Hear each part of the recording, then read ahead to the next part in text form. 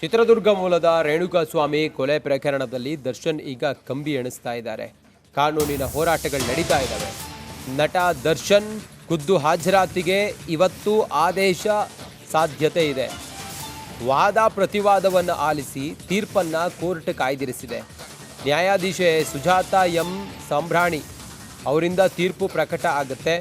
ಸಾಕ್ಷಿ ವಿಚಾರಣೆಯ ಮುನ್ನ ದರ್ಶನ್ ಮಾಹಿತಿಯನ್ನು ನೀಡ್ತಾರೆ. ಅವರು ಸಾಕ್ಷಿ ವಿಚಾರಣೆ ಮುನ್ನ ಮಾಹಿತಿಯನ್ನು ಪಡೆಯುವಂತೆ ಅರ್ಜಿಯನ್ನು ಸಲ್ಲಿಸಿದ್ರು.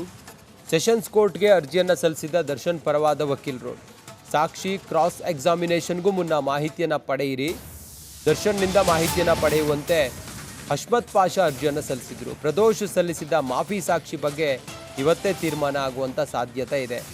ಒಟ್ಟಾರೆ ದರ್ಶನ್ಗೆ ಇದು ಬಿಟ್ಟು ಬಿಡದೆ ಕಾಡುತ್ತಿರುವಂತಹ ಕಾನೂನಿನ ಕಟ್ಟಳೆಯಾಗಿದೆ. ಸದ್ಯಕ್ಕೆ ಈ ಹೊತ್ತಿಗೆ ಯಾವ ದಿನಾಂಕ ಪ್ರದೋಷ್ ಮಾಫಿ ಸಾಕ್ಷಿ ಹೇಳಿಕೆ ದಾಖಲಿಸಬೇಕೆಂಬ ಬಗ್ಗೆ ಇಂದು ತೀರ್ಮಾನ ಆಗುತ್ತೆ.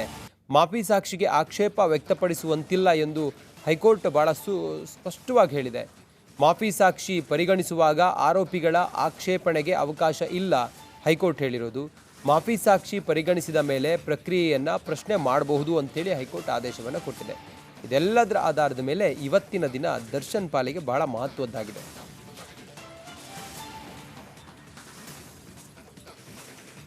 ಇವತ್ತು ಹೈಕೋರ್ಟ್ ತೀರ್ಪನ್ನು ಕಾಯ್ದಿರಿಸಿದೆ. ಬಹುಶಃ ಇವತ್ತು ದರ್ಶನ್ ಮುಖತಃ ಕೋರ್ಟಿಗೆ ಬರಬೇಕಾ, ಬಂದು ತಮ್ಮ ಹೇಳಿಕೆಗಳನ್ನು ಕೊಡಬೇಕಾ, ಕೋರ್ಟ್ನ ಕಟಕಟೆಯಲ್ಲಿ ನಿಲ್ಲಬೇಕಾ ದರ್ಶನ್, ಇದೆಲ್ಲವೂ ಇವತ್ತೇ ಬಹುಶಃ ತೀರ್ಮಾನ ಆಗುತ್ತೆ. ದರ್ಶನ್ ಪರವಾದ ವಕೀಲರು ದರ್ಶನ್ ಹೇಳಿಕೆಯನ್ನು ಸ್ವತಃ ಅಲ್ಲಿಗೆ ಬಂದು ನೀಡ್ತಾರೆ, ಅದಕ್ಕೆ ಅವಕಾಶ ಮಾಡಿಕೊಡ್ಬೇಕು ಅಂತ ಕೇಳಿದರು. ಅದೆಲ್ಲದರ ಆಧಾರದ ಮೇಲೆ ಇವತ್ತು ಒಂದು ಸ್ಪಷ್ಟತೆ